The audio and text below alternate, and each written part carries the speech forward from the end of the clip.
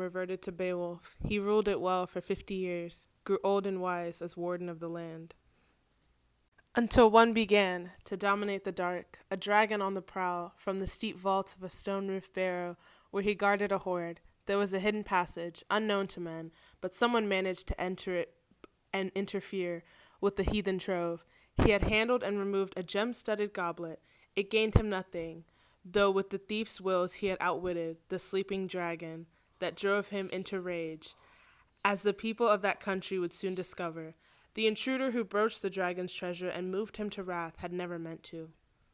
When the dragon awoke, trouble flared again. He rippled down the rock, writhing with anger when he saw the footprints of the prowler who had stolen too close to his dreaming head.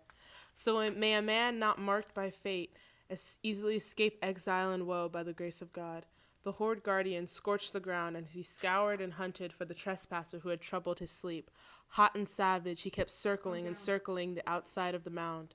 No man appeared in that desert waste, but he worked himself up by imagining battle. Then back in he'd go in search of the cup, only to discover signs that someone had stumbled upon the golden treasures. The dragon began to belch out flames and burn bright homesteads. There was a hot glow that scared everyone, for the vile skywinger would leave nothing alive in his wake.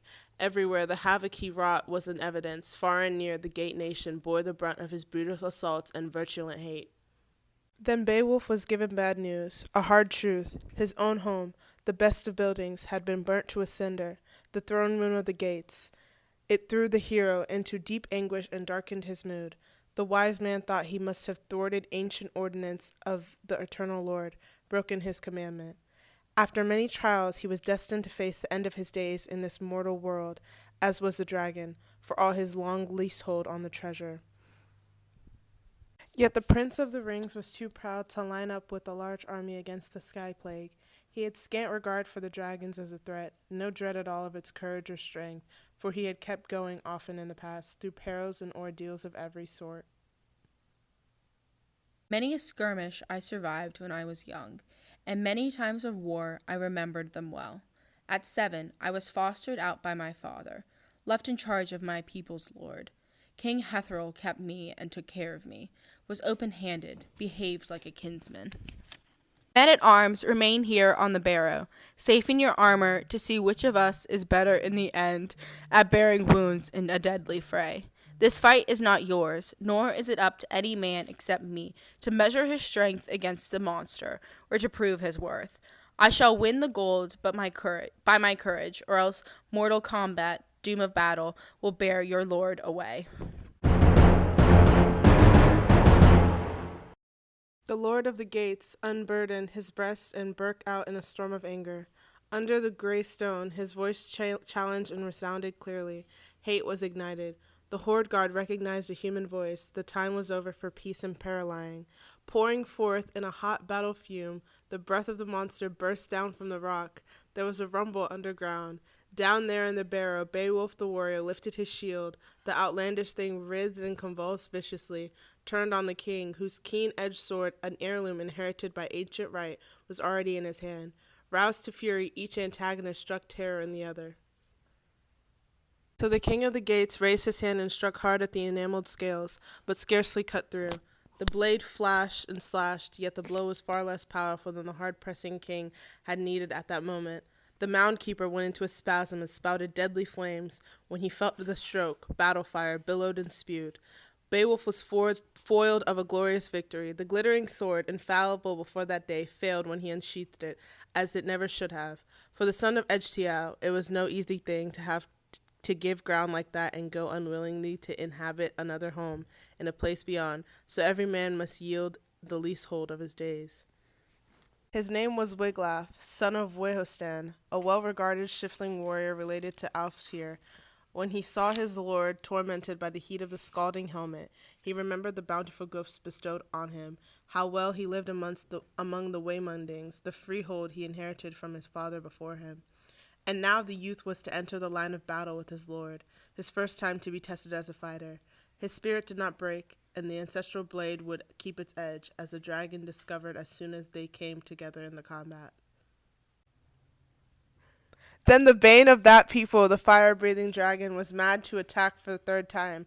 When a chance came, he caught the hero in a rush of flame and clamped sharp fangs into his neck.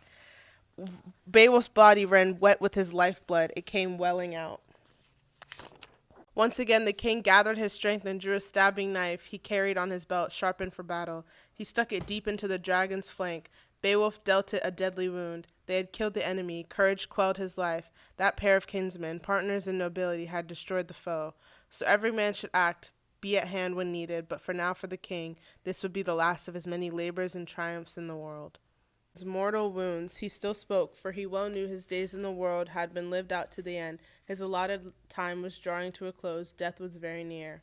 Now is the time when I would have wanted to bestow this honor on my own son, had it been my fortune to have fathered an heir and lived on in his flesh. For 50 years I ruled this nation. Go now quickly, dearest Wiglaf, under the grey stone where the dragon is laid out, lost to his treasure. Hurry to feast your eyes on the hoard.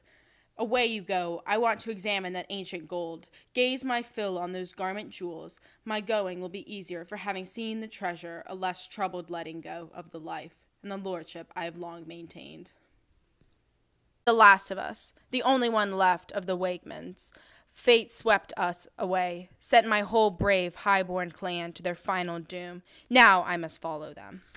That was the warrior's last word. It was hard on the young hero, having to watch the one he held so dear there on the ground, going through his death agony. The dragon from underneath his nightmarish destroyer lay destroyed as well, utterly without life. No longer would his snake folds ply themselves to safeguard hidden gold. Hard-edged blades, hammered out and keenly filed, had finished him, so that sky roamer lay there rigid, brought low beside the treasure lodge. The gate people built a pyre for Beowulf, stacked and decked it until it stood foursquare, hung with helmets, heavy war shields, and shining armor, just as he had ordered. Then his warriors laid him in the middle of it, mourning a lord far famed and beloved. On a height they kindled the hugest of all funeral flames. Fumes of wood smoke billowed darkly up, the blaze roared and drowned out their weepings. Wind died down, and flames wrought havoc in the hot bone house, burning it to the core. They were disconsolate and wailed aloud for their lord's decease.